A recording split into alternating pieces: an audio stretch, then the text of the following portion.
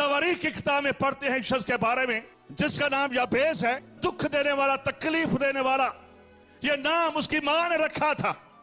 याबेस के बारे में उसकी मां ने यह कह दिया था, यह मनहूस है, यह कर्ज थी उसकी जिंदगी में, यह लानत थी उसकी जिंदगी में।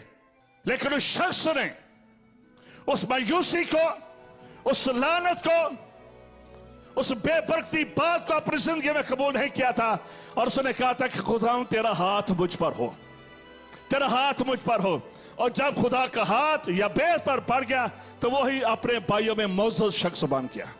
जब खुदा का हाथ बढ़ जाता है, आप मामूली नहीं रहते हैं, आप बीमार नहीं रहते हैं, आप कमजोर नहीं रहते हैं, आप गरीब नहीं रहते हैं, आप परेशान नहीं रहते हैं, आप बिखरे नहीं रहते हैं, बल्कि आपका कनेक्शन खुदा के साथ कायम हो जाता है। जब खुदा का हाथ बढ़ जाता है, अपनी जिंदगी पर खुदा के हाथ को मांगा करें।